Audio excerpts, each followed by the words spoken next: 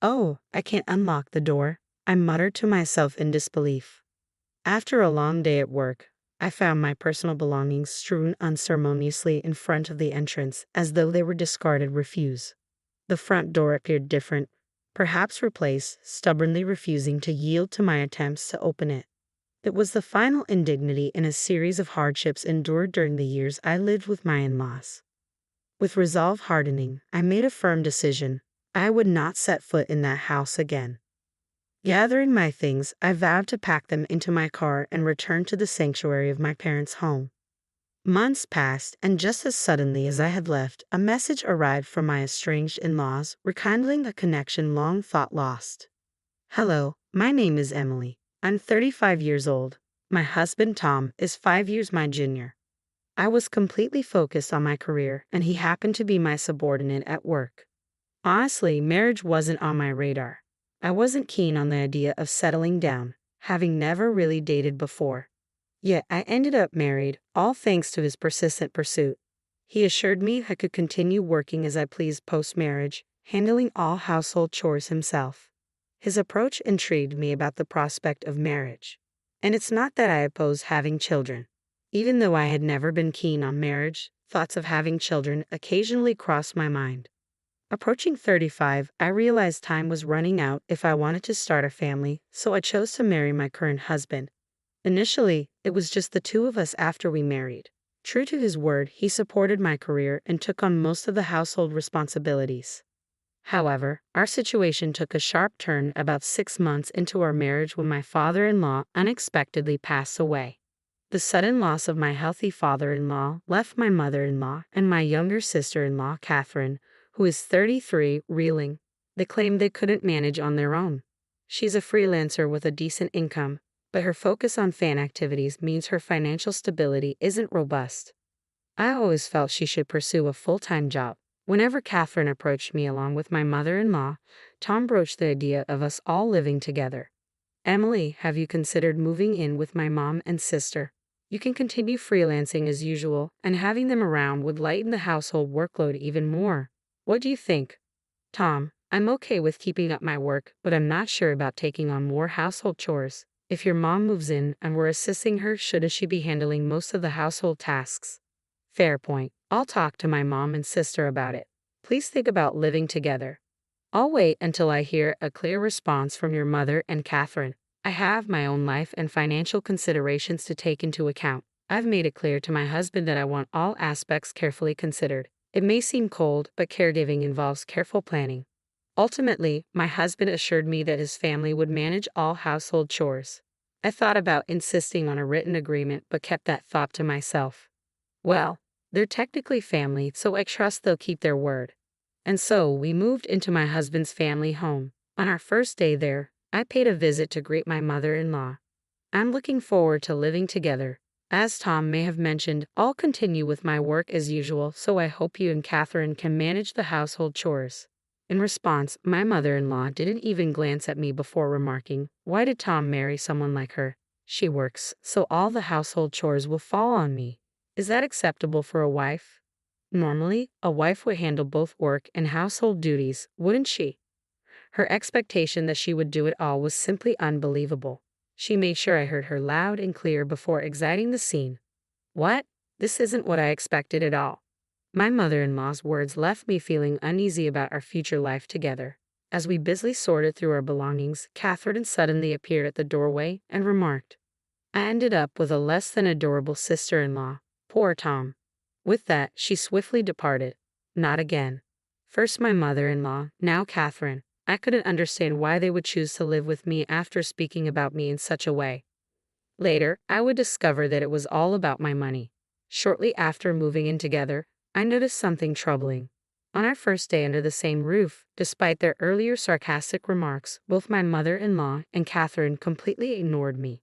They managed to prepare meals only when my husband was present, but they made no effort to assist with cleaning or laundry for me. I attempted to confront them about their broken promises several times.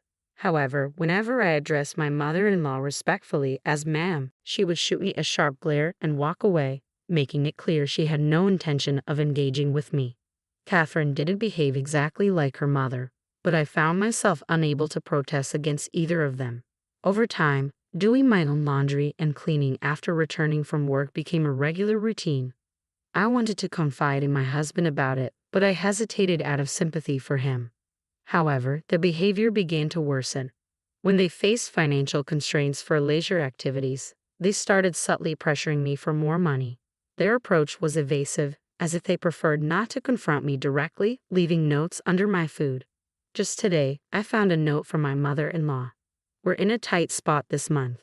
Could you lend us $300? I considered discussing it with my husband, but he seemed strapped for cash due to social obligations and drinking habits, requesting, "Could we cut down on expenses this month?"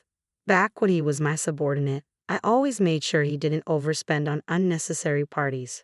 However, after changing departments post-marriage, he found it difficult to decline invitations, and these expenses began to accumulate. I found it difficult to bring up the financial demands with him, so reluctantly, I gave in to their requests, treating it as a loan. This pattern persisted for 2 years. My husband grew increasingly comfortable with not contributing to household expenses, often urging me to cut costs each month with seeming indifference. Even I had grown accustomed to this routine. I felt trapped in a cycle of endless schemes, yet there was something else I continued to do. I'll explain that shortly. One day, upon returning from work, I found numerous items scattered outside the house. Upon closer inspection, I realized they were my belongings. "What is this?" I seethed with anger at the sight of my belongings treated so disrespectfully. Determined to voice my grievances, I attempted to unlock the front door, only to find that my key no longer worked. Damn it, they changed the locks while I was gone. I can't take this anymore. Surveying my scattered belongings, I pondered my next steps.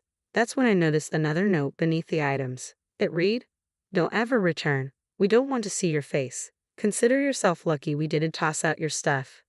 What terrible in-laws. My mother-in-law and Catherine were undoubtedly the masterminds behind this. I wondered what Tom had said about the situation, but by now, it didn't matter to me. Luckily, I had my car keys handy. I quickly loaded as many of my belongings as I could into the car and drove straight to my parents' house. I felt relieved knowing my things were safe. At least my work wouldn't be affected the next day. Arriving at my parents' home, they were visibly shocked but warmly welcomed me back. It felt comforting to be in my childhood home again, a place I hadn't visited much in the past 2 busy years. Sipping the tea my mother brewed, surrounded by the familiar warmth, my father asked me, "Why did you bring all your belongings here? Did you leave their house?" Marriage requires patience, I mused, reflecting on the weight of those words. For 2 years, my interactions with my mother-in-law and Catherine were sparse, limited mostly to the occasional reminder notes about money. Tom gradually became reliant solely on my income, and recently it felt like he viewed me merely as a convenient ATM. I endured this situation until now. When I confided in my parents, they empathized, saying, "Emily, you've been patient enough. We won't ask you to endure any longer. Now that they've driven you away, there's no reason to go back, right? Perhaps you should consider sending Tom a divorce notice." That's true. He seemed like a decent young man when you married him, but money has a way of changing people. It's a shame. Both my father and mother showed genuine sympathy for me, a kindness I hadn't experienced in the past 2 years. Tears unexpectedly welled up in my eyes. "Has it been that tough for you?" my father asked, his expression filled with concern. "No, it's just that I haven't felt this level of sympathy in a long time. It's comforting, like you said, Dad. I'll send Tom the divorce papers, but I want to observe the situation for a while. I have a feeling something interesting might unfold soon." Indeed, I sensed that some action would unfold soon. Surprisingly, that moment arrived about 3 months later. By then, I had moved out of my parents' home and settled into a new apartment of my own. Never did I imagine reclaiming control over my earnings to spend as I please. I hired a household service for chores, freeing me to enjoy my days off with trips and purchases I had long desired, unrestrained.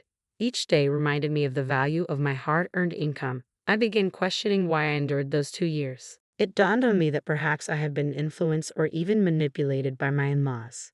Then, precisely 3 months after my keys were changed and my belongings cast out, my smartphone buzzed with an unexpected call. Initially, I considered ignoring it. After dismissing the first call, my phone buzzed again, then a third time in rapid succession. "They must be in some trouble," I surmised. I picked up the next call, and immediately the fourth one came through. Hello, Emily, where are you? I went to your parents' house, but they wouldn't tell me. I also tried your workplace, but they wouldn't disclose your whereabouts. It was my mother-in-law, someone who had ignored me for the past 2 years. Her voice, which I hadn't heard in a long time, sounded cautious. Despite answering the call, I remained silent for a moment, relishing the anticipation of what she might say next. Hello, Emily, are you there? Come back soon and restore our lives. We can't even afford to go out and enjoy ourselves. What are we supposed to do now? I had thought that living without spending money on leisure would suffice, but evidently, that wasn't the case. Our phone and electricity are on the verge of being cut off. We're at our wits' end. Please come back immediately. Does she not realize she's only thinking of herself? Shouldn't she begin with an apology for throwing me out?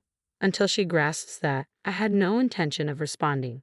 Emily, you're not saying anything. Are you listening at all? Doesn't it bother you to hear that we're in such dire straits? Realizing she wasn't going to offer an apology, I decided to end the call and press the button to hang up.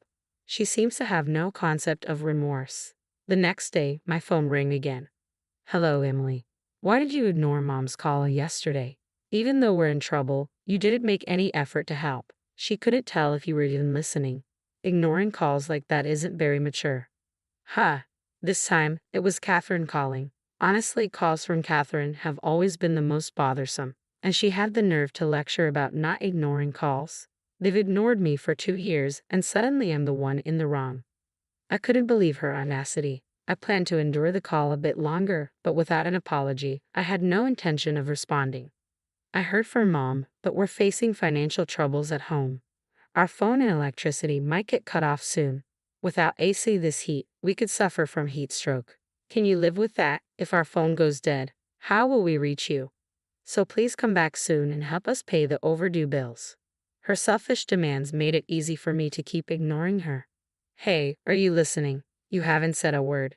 Oh, are you still upset about what happened 3 months ago? That was obviously just a joke. You're overreacting. As an adult, you should know the difference between a joke and a serious matter. Stop being stubborn and come back home. They threw out my belongings like trash and changed the locks so I couldn't get in. That's a clear message for me not to return. Even if they claim it was all a joke or prank now, I find it hard to believe. Since Catherine doesn't seem interested in apologizing either, I decided to end the call. It would be a waste of time to listen to her any longer. The next day, I finally received a call from my husband. Hello, Emily. I'm sorry. My mother, my sister, and we all realize we've done terrible things. Can you come back? Our household is falling apart. We're out of money, everyone's on edge, and tensions are high. We sincerely apologize and want you back, please. My husband seemed to feel the need to apologize at least, but it's too late now. Why did he ignore me for 3 months? If it had only been the first 3 days, I might have considered returning, but it's been 3 months. I've embraced my new life, enjoying every moment of independence. There's no reason for me to return to that family now. I appreciate your apology, but given everything that's happened, I have no intention of coming back. Tom, why were you unreachable for 3 months? How could you do that as a husband? I looked into things, and guess what? I found out you've been cheating, haven't you? That's what the detective agency told me. Thanks for treating me like an ATM for 2 years. I'll be sending divorce papers. Please handle it accordingly. Maybe my husband thought he wouldn't get caught. What a fool. Yet he still had the nerve to say, I want you to come back. So I replied, if you reimburse me for all the living expenses for the 3 of us over the past 2 years and repay the money I lent you, maybe I'll consider it. Let's see, that's about $20,000. Can you manage that? I said mockingly. I knew he couldn't pay, but I said it anyway. After that, my husband fell silent and abruptly ended the call. Perhaps he finally realized my decision was firm. What happened next? When I sent the divorce papers and a bill for emotional distress to my husband, he returned the signed divorce papers promptly. Now all I need to do is file them at the city office and the divorce will be finalized. Regarding the compensation, he transferred the money right away. In fact, I included a note with the bill threatening to expose him to his company if he didn't pay promptly. Fearful of this, my husband likely sought a loan to cover the compensation. I heard from sources that their family home is now on the market. It seems they're struggling financially and trying to raise funds. However, selling their primary residence hastily means they'll now have to rent elsewhere. Considering the cost of rent and utilities, selling their house may not have been the wisest decision. They were likely driven by the immediate need for cash and didn't think through the long-term consequences. Whatever happens to that family is no longer my concern. As for me, I'm thoroughly enjoying my single life. I've had my fill of marriage. Moving forward, I plan to work hard and savor my personal life,